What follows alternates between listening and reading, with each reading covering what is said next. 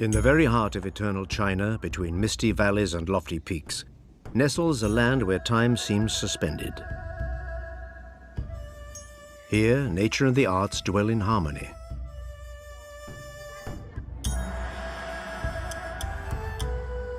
These majestic landscapes gave rise to some of the greatest treasures of Chinese civilization. But the ancient temples that embrace the steep slopes are but a single facet.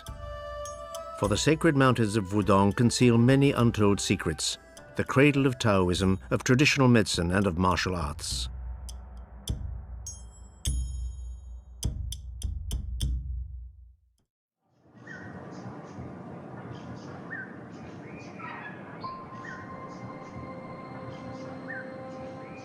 The Wudong is a mountain range located in the Hubei province, in central China, about 1,200 kilometers south of Peking.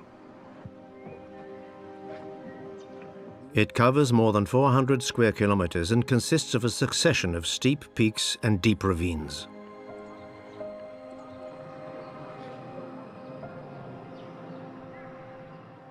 The very humid climate of the region shrouds these suspended valleys in a perpetual mist, lending the region an aura of mystery.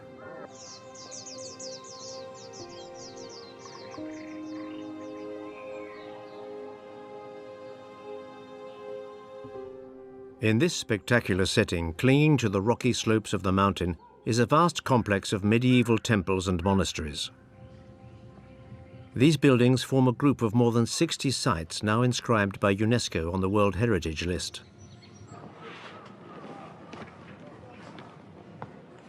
Apart from its exceptional architectural merit, it was from this unique region that Taoism flourished.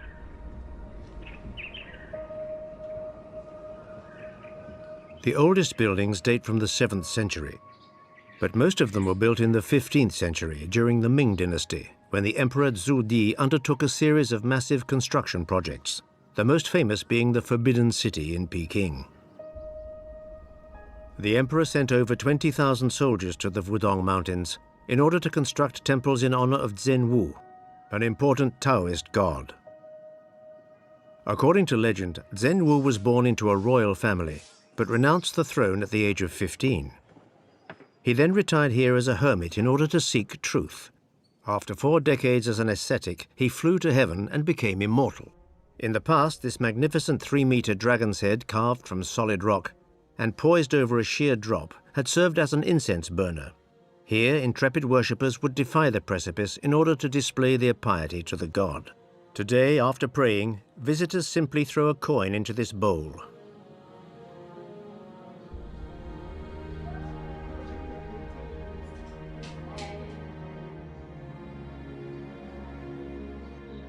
The architectural diversity of the sacred buildings of Wudong is highly representative of the art and architecture of the successive ruling dynasties. It attests to the genius of 1,000 years of civilization.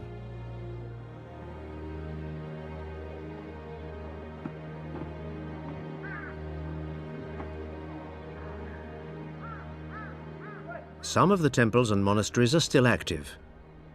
Monastic tradition remains alive here, despite having fallen into disuse during the mid-20th century. In an attempt to eradicate traditional values, the Cultural Revolution, set in motion by Mao Zedong, suppressed all forms of religious beliefs. Many temples in China were destroyed, but the remote Wudong complex escaped destruction.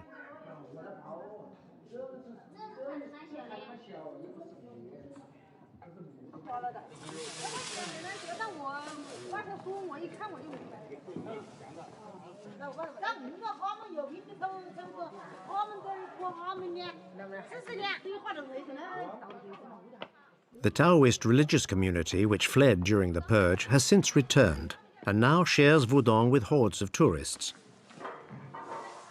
Chinese visitors, eager to reclaim the forgotten side of their cultural heritage, are increasingly numerous in the region. The recent emergence of a middle class in China has provoked a surge in tourism.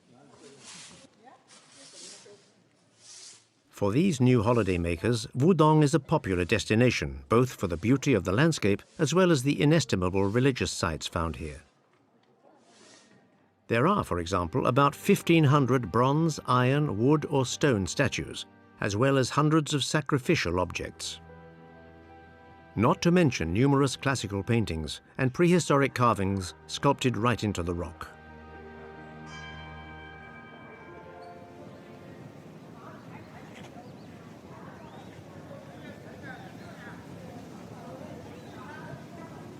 But large crowds of tourists do pose certain problems. To fully discover this extensive site, visitors need to stay in Wudong several days. As a result, gigantic hotel complexes have been built in the vicinity of the park. In order to preserve its fragile environment, private vehicles are banned inside the park. There is, however, a vast network of gas-powered shuttle buses.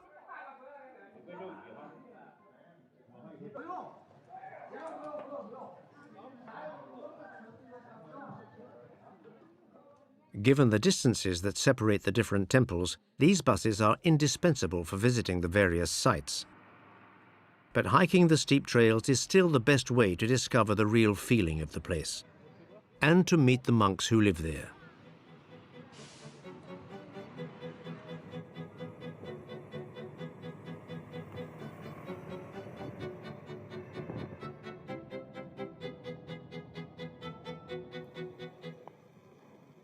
Not far from the sites in Wudong city, the heritage of the past mixes with the present.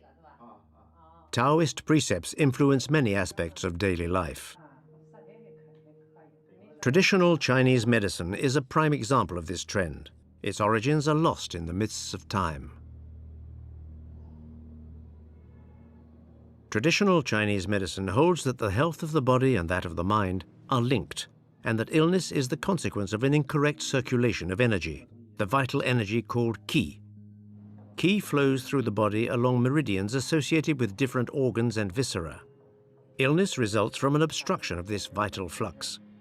Practitioners must thus determine the cause of the disorder and redirect the flow of the energy by acting upon certain precise points, notably through acupuncture.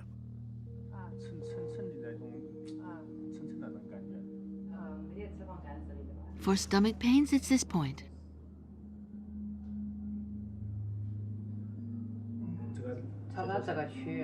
I feel energy gathering in the center.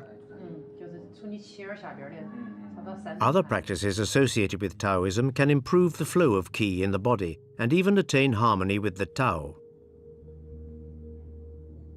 Tao, roughly translated as the path or the way, is the fundamental concept that designates the natural order of the universe. Tao is the ultimate goal of all Taoists, a state of complete self-realization, the promise of creativity and longevity.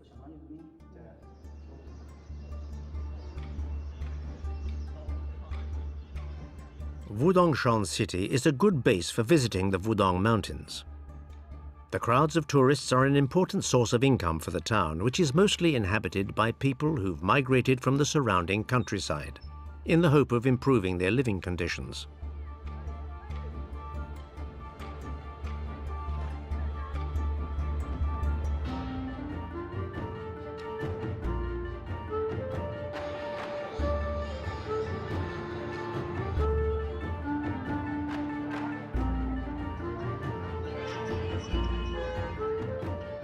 Night markets are very popular in China. Visitors mix with the local people who like to go for a walk at nightfall and shop for their evening meal.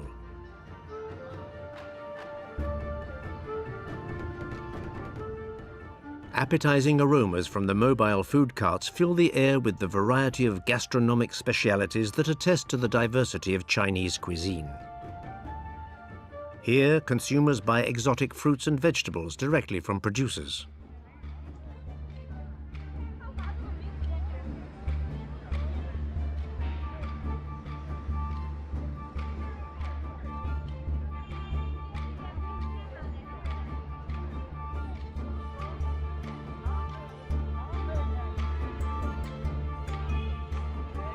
In Wudong, modern lifestyles are gradually replacing traditional ways.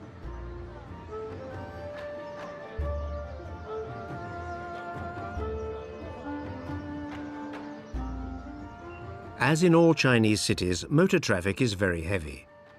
The contrast with the peaceful atmosphere of the sacred mountains is striking.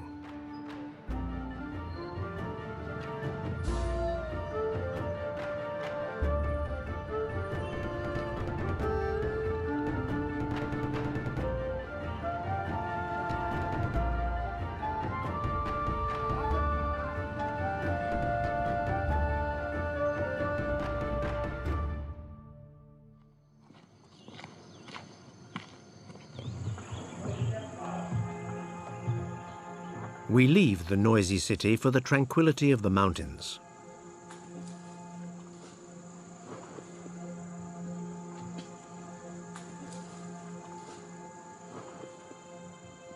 Not far from the ancient temples, Taoist discipline can be seen in the teaching of the arts. In the heart of the wilderness, in this small, isolated village on the slopes of the Wudong Mountains, a music school perpetuates the art of one of the oldest traditional Chinese musical instruments.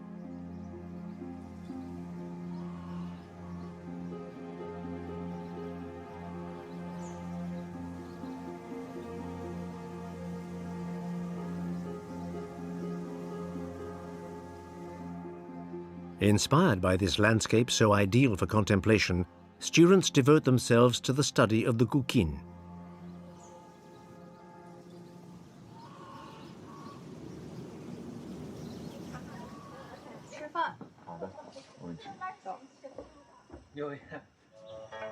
This plucked string instrument is a type of zither. About a meter long, it has 7 strings, traditionally of twisted silk cord. Called the instrument of the sages, guqin music embodies all the refinement and sophistication of Chinese civilization. There are not many luthiers who still make the guqin by traditional methods. But this music school is also renowned for the quality of its instruments. There are a great many clients, but the construction of a guqin is a long and complex process. Buyers wait for over 10 years for their instrument.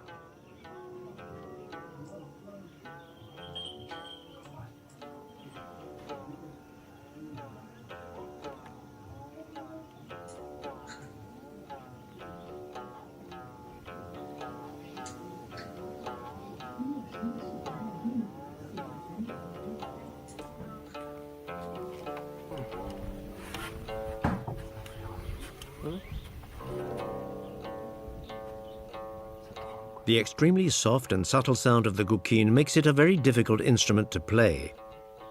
The slightest nuance of fingering produces very different tones. Mastering the guqin requires about 20 years of practice. Today, there are less than 1,000 accomplished performers and only about 50 recognized masters. The classical guqin repertoire once comprised thousands of works, but today only about 100 pieces still exist. These complex compositions evoke the history, the mythology, and the philosophy of this great civilization. The emotional depth of this instrument is based on the harmony between the complementary forces of fullness and emptiness, of yin and yang. Here again we find the basic precepts of Tao.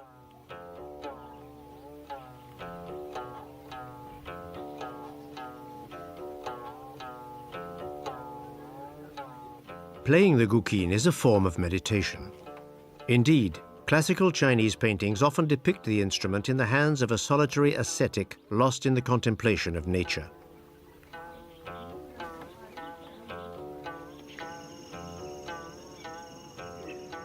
Wudong National Park is an important botanical sanctuary. It contains numerous medicinal plants. More than 800 are rare species. The most renowned of them all is, of course, tea.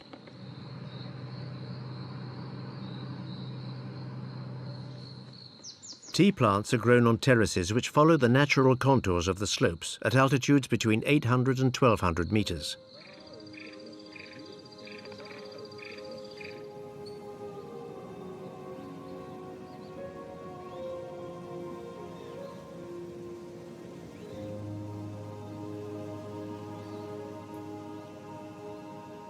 Wudong Dao Cha, a noted variety of green tea, is a harvest of young leaves plucked just after the rainy season.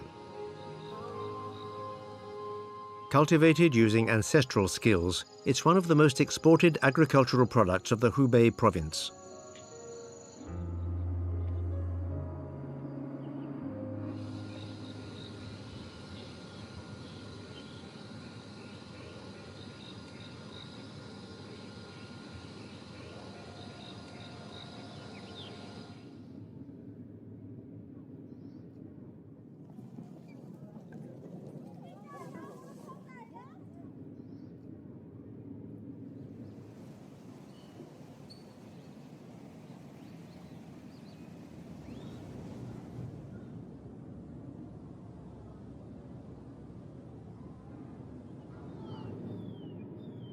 According to a famous Chinese proverb, a cup of tea a day will forever keep the doctor away. Many medicinal properties are attributed to tea. Its powerful antioxidants have an anti-cancer action as well as reducing hypertension and the development of cardiovascular diseases. Theanine found in tea is an excellent anti-stress remedy. This tea, served 3 times, will have a very different taste each time.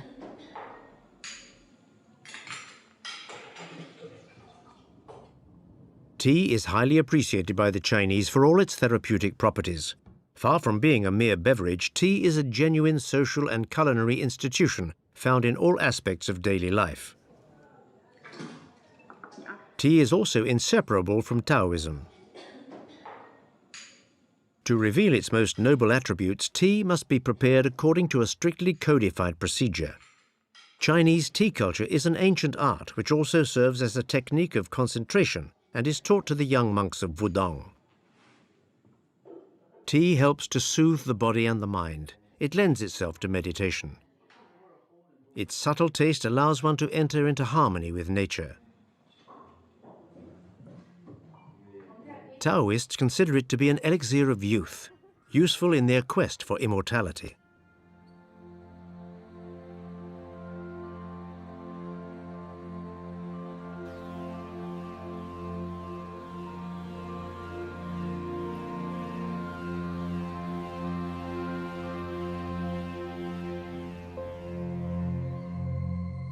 By nightfall, the mountains are empty. The hikers are gone, and serenity returns. The monasteries sleep peacefully.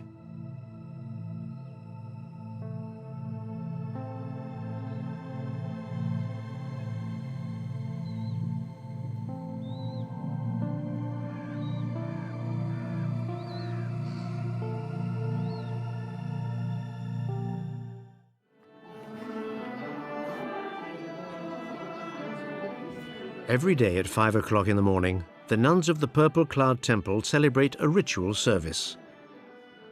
The Taoists of Wudong belong to the Kanzen school, which is known for its open-mindedness. Since its origins, women have been welcome in the order. They can even become priests.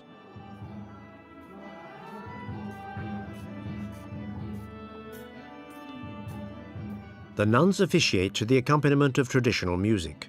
They read sacred texts and chant liturgical songs in the presence of the faithful, under the benevolent gaze of the statues of the immortals.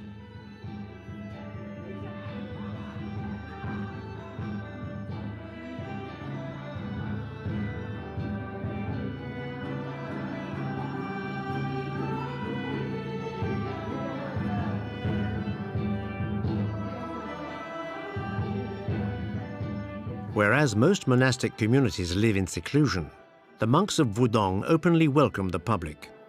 They sometimes even invite laymen to participate in the service.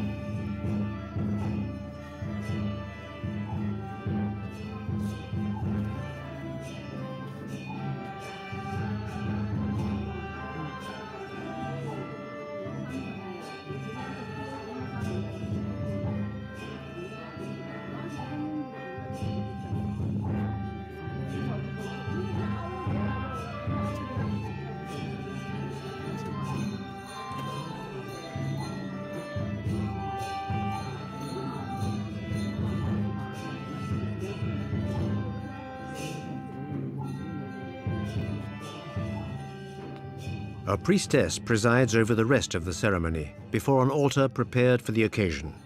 Her traditional dress is decorated with embroidered motifs of symbols representing the sky and the earth, the natural elements, animal and plant life, and the virtues of the spirit. She also wears a tall black Taoist headdress capped by a small golden crown with small chiming pearls.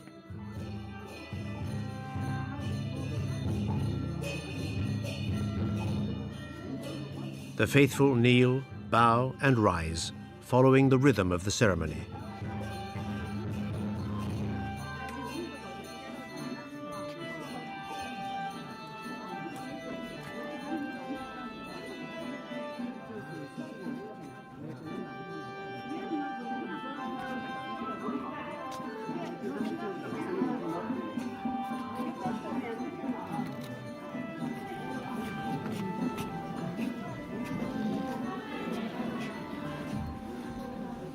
Incense is omnipresent in Chinese spirituality. It has been used for thousands of years. It's a link between the earth and the sky because its smoke is reputed to carry prayers to heaven. Incense also serves to purify holy places and their occupants.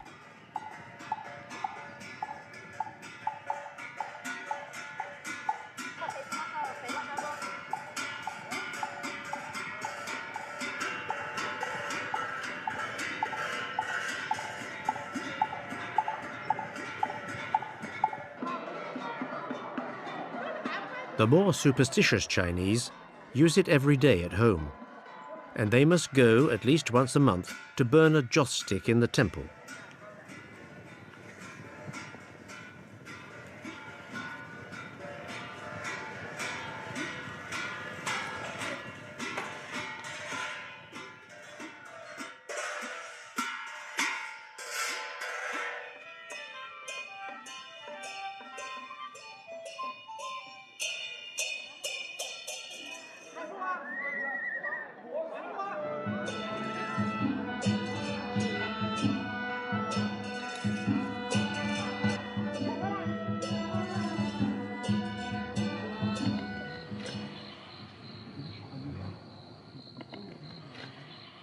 Over time, Taoism has assumed the aspects of a religion while mixing with popular beliefs, but its origins are more akin to philosophical teaching.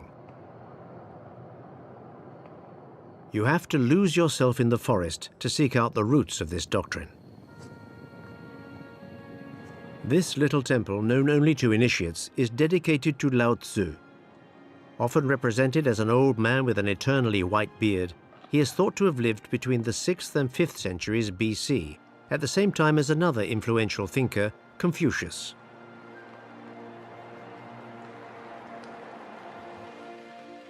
Lao Tzu is considered as the father of Taoism and is author of its founding book, Tao Te Ching, Book of the Way and of Virtue. Written in verse, the Tao Te Ching is a collection of metaphoric maxims with enigmatic meanings. Contrary to the philosophy of Confucius, which seeks to improve human relations through morals, Taoism refutes life in society. To find inner peace, the individual must follow the Tao, the way, in order to attain the balance between the opposing forces of the yin and the yang, the visible and the invisible, the light and darkness. This harmony is to be found in the imitation of nature, wild and authentic.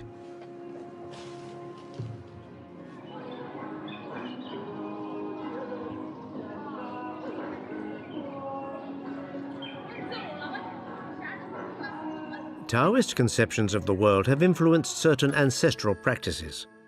The most eloquent example is certainly that of martial arts. Contrary to Kung Fu, a so-called external martial art, inherited from the Buddhist monks of the Shaolin school, the Taoist monks of Wudong developed a style called internal, that considers interior strength superior to muscular strength. Tai Chi stems from this approach.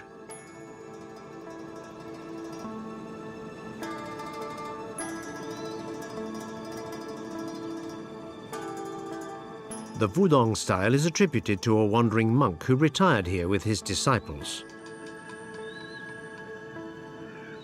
According to legend, he had a revelation while watching a crane and a snake fighting.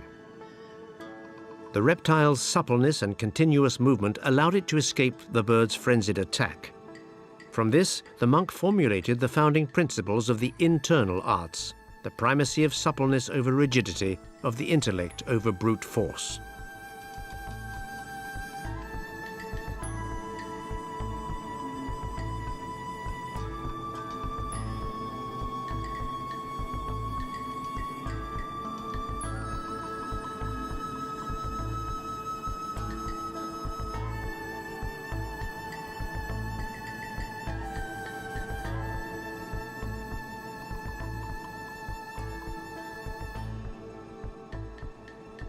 A discipline grew out of this school called Qigong, literally the mastery of vital energy.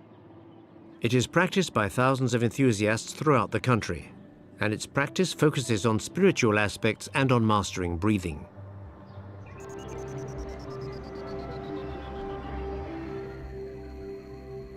A type of martial gymnastics, Qigong is based on slow movements that produce mastery of the flow of energy through the body. Breathing techniques are at the heart of the training. It's also a form of meditation that has proven health benefits.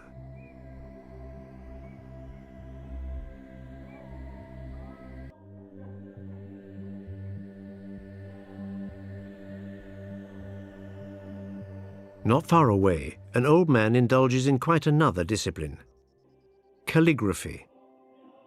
Despite appearances, this art also calls for breathing techniques and precise postures, and the same demand for concentration.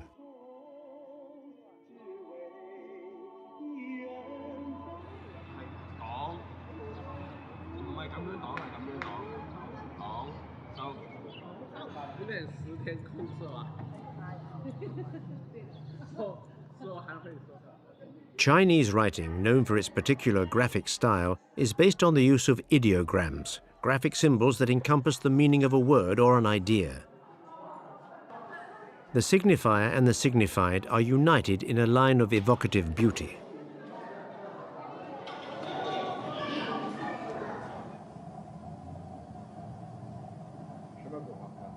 Chinese characters are said to have been invented almost 3,000 years BC by a legendary sage. Equipped with 2 pairs of eyes, he could perceive the profound nature of things and reproduce them with a corresponding symbol.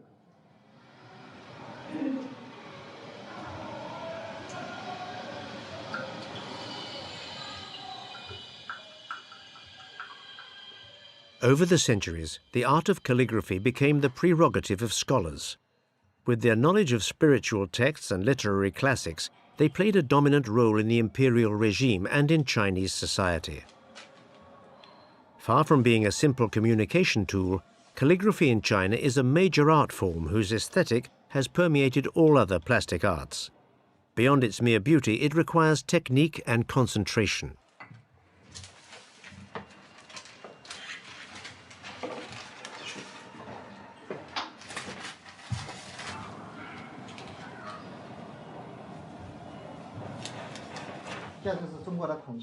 Those are Chinese paintings of animals.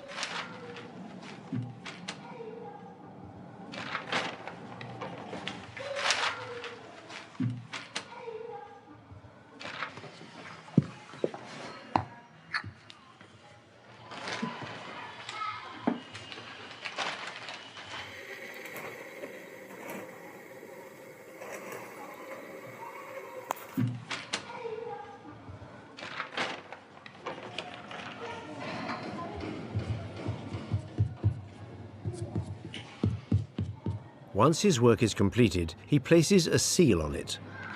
More than a simple signature, it's a form of art in its own right.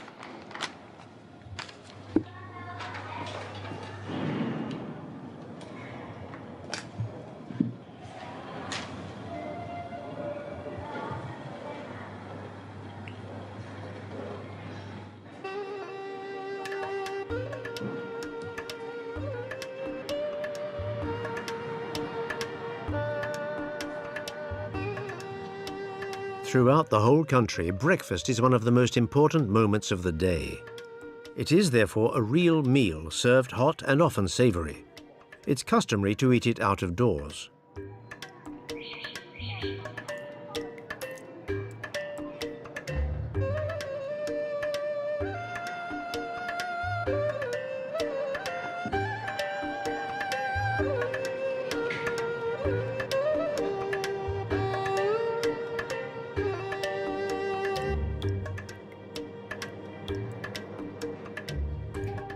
Baozi are little bread rolls that are stuffed and steam-cooked. They're very popular, and there are a great variety of them. The dough is usually made from wheat flour and water. Different types of stuffing include meat or vegetables that are wrapped in this leavened dough, and then the whole thing is steamed. There's also a sweet variety stuffed with a red bean paste.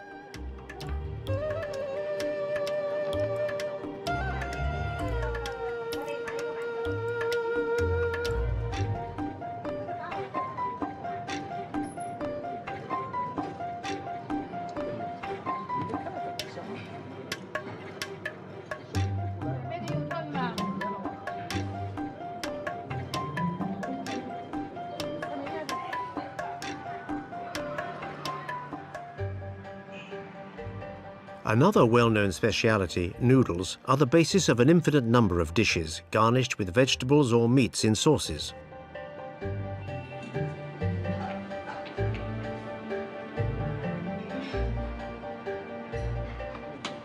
Soups are equally popular. There are all sorts, rice or vegetable-based, with eggs, meat or fish. Often the Chinese eat them accompanied with hot soy milk.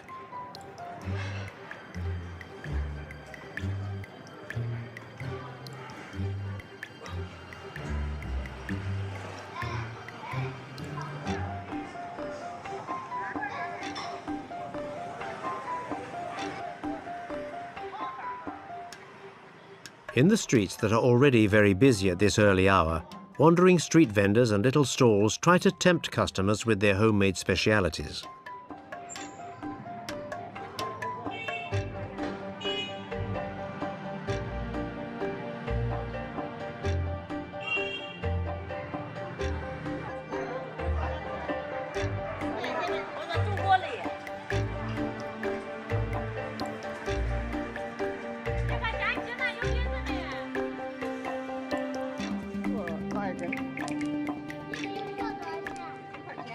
Yu Jiao, literally translated as long fried piece, is a donut cooked in vegetable oil.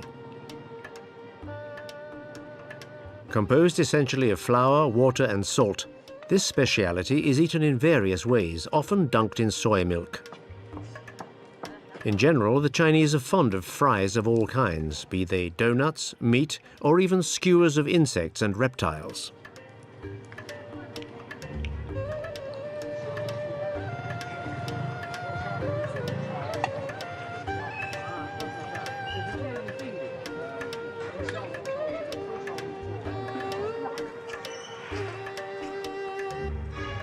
Customers congregate here on their way to work, and it's not uncommon for these restaurants to close once breakfast time is over.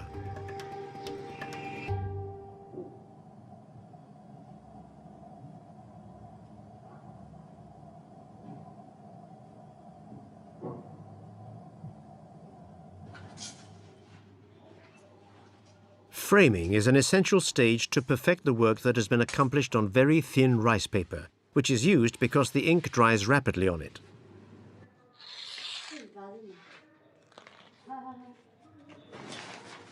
The calligraphy must first be affixed to a backing. That's to say, glued on a more rigid support, often a canvas that reinforces the paper and ensures better preservation of the work.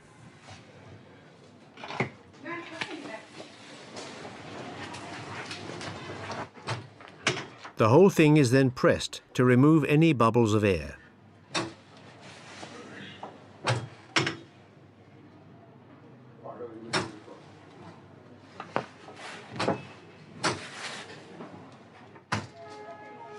Bands of silk chiffon are added that enrich the frame, providing shades of hues and textures.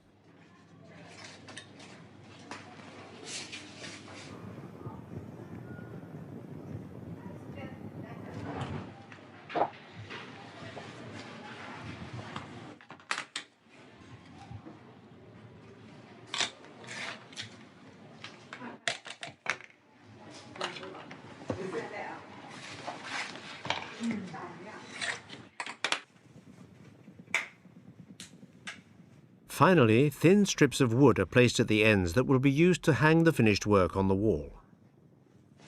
It was in China that paper was invented, and gluing techniques date back to antiquity.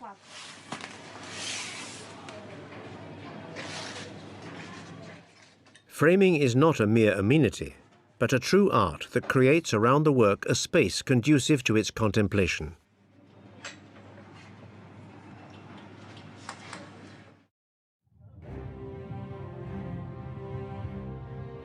Built on the highest peak of the mountain called the Celestial Pillar, reigns the jewel of Wudong temples, the Golden Sanctuary.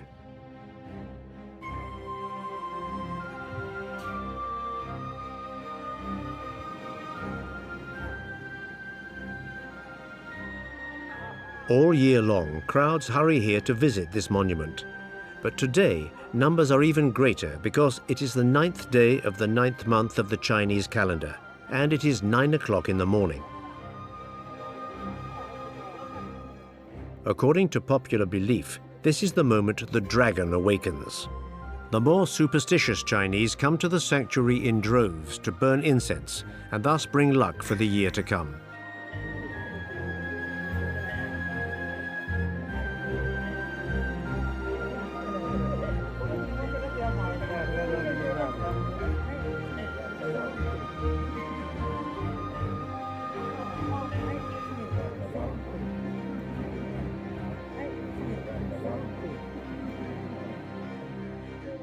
Access to the summit is through a very narrow passage. While the ascent usually takes around 15 minutes, it can take up to 4 hours on a very busy day.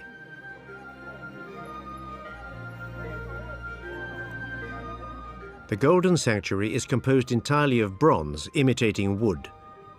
All of its elements, from the tiles to the pillars, including the doors and the beams, are made of this metal.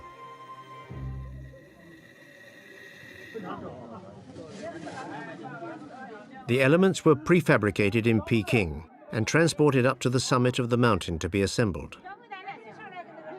The builders went to such pains because the mountain is not just a simple backdrop. Here, the landscape is truly sacred and nature venerated. The peak of the Celestial Pillar is one of the 5 sacred mountains of the empire, and it is thought to hold up the heavenly vault, the passageway of men to the heavens.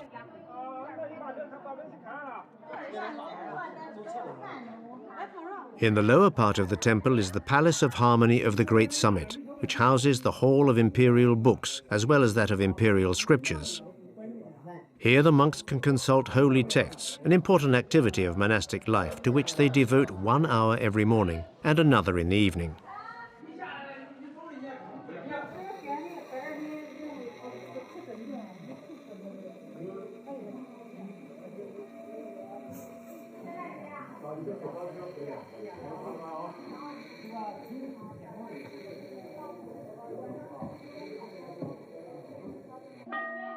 On the grilles and wooden partitions, precious ornaments include figures from tales and other fantastic animals, reflecting the beliefs and the aesthetic of the Qing dynasty.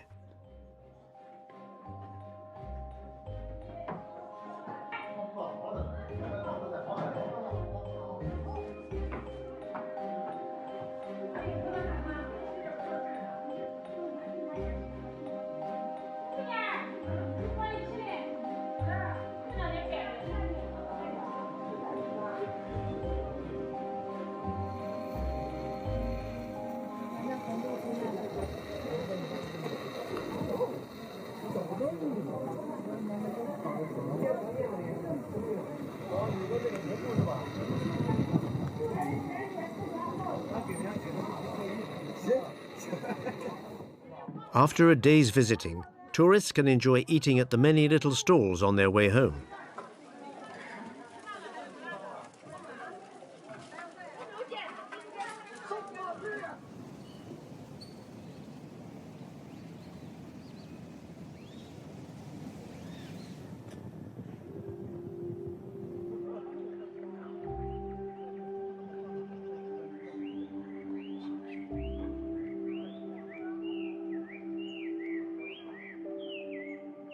To understand the soul of Wudong, you need sometimes to lose yourself in the mountain and not to be afraid of leaving the beaten track.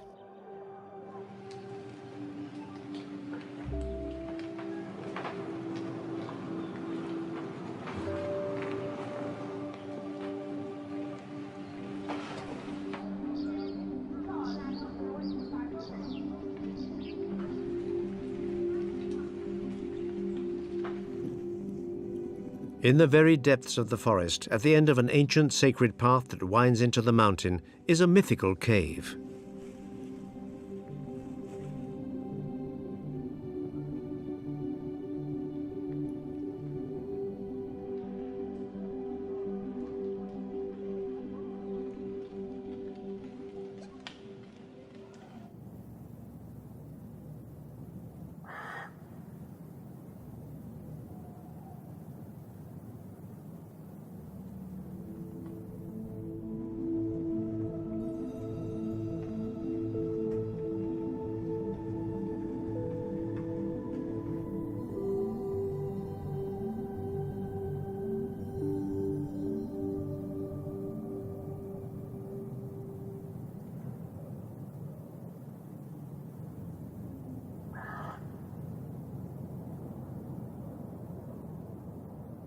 This is where the hermit who invented the internal martial arts retired to theorize on the principles of Tai Chi and where he became immortal.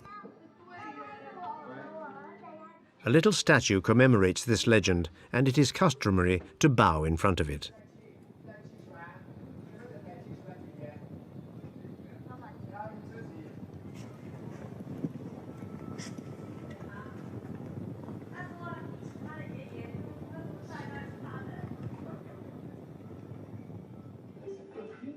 Inside the cave, a kitchen has been built. At lunchtime, there is great activity around the cooker. Even today, the cave is occupied by a hermit, whose retreat is not as serene as his predecessors. Do you practice Qigong and Tai Chi in the morning? Every day, a volunteer prepares his lunch that he has the pleasure of eating with his visitors, satisfying their thirst for his wisdom.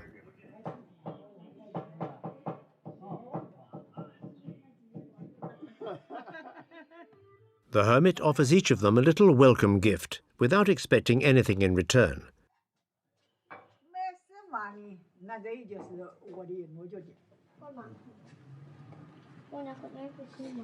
Despite his great age, he continues to practice austere Taoist asceticism.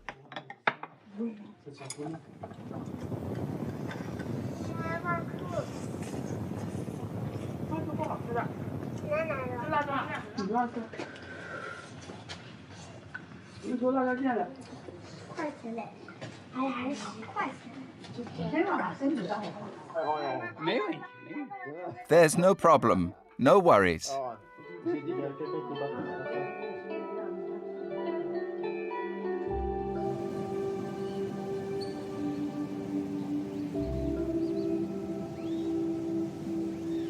Wrapped in a mysterious mist, the monasteries of Wudong seem to be outside of time.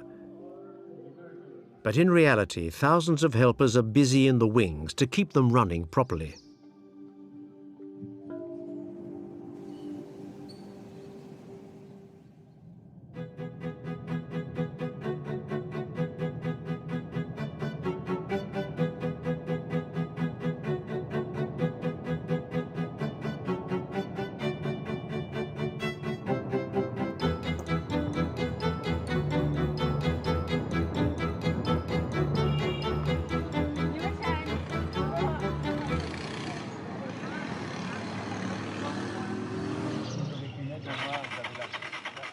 The proximity of the mountain range is a means of livelihood for the surrounding towns and villages.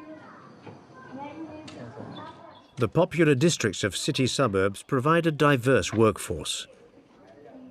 Peasants, workers, and craftsmen, dozens of trades take part in supplying the goods and services necessary to the maintenance of the site.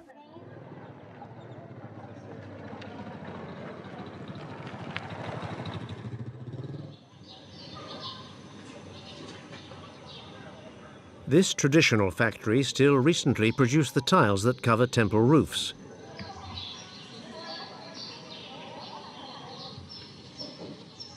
In this workshop, all stages of manufacturing were manual. A remarkable know-how as well as hard labor that provided a living for dozens of workers.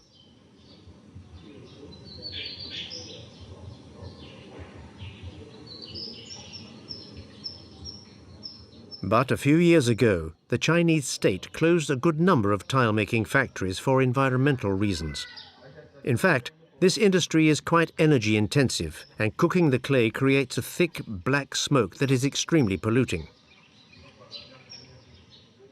Here, this oven was destroyed by the authorities, and the factory has since remained inactive.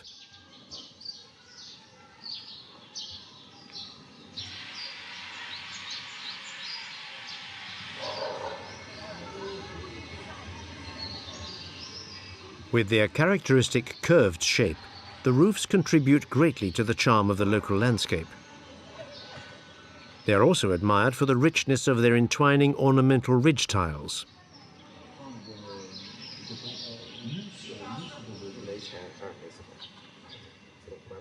In spite of their refinement, they will remain stocked here, doomed to oblivion. And yet, this pile of tiles could have quite a different fate. In fact, some Wudang edifices have not resisted the test of time and are today in ruins.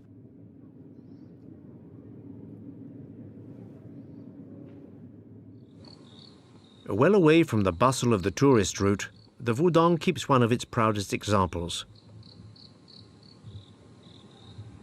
The Temple of Wulonggong, or the Palace of the Five Dragons, was the first Taoist edifice to be built in Wudong, marking the beginning of a great spiritual venture.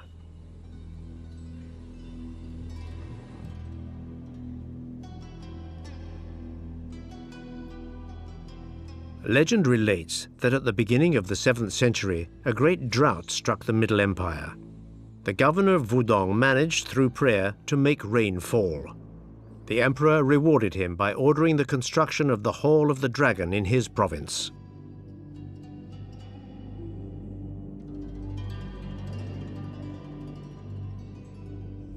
Successive emperors used Taoism to impose their power. They enhanced the site with new buildings to mark history with their grandeur. This was how the Hall of the Dragon was transformed into a temple, and then the Palace of the Five Dragons. Today, access is highly controlled. It takes 4 to 5 hours walking through the forest to be able to admire it. Having reached it, you can, in total peace, truly appreciate the splendor of the site. Here, more than in any other Wudong temple, you're transported in time. Cinema fans will indeed recognize this setting as that used in many martial arts films, from Karate Kid to Tigers and Dragons.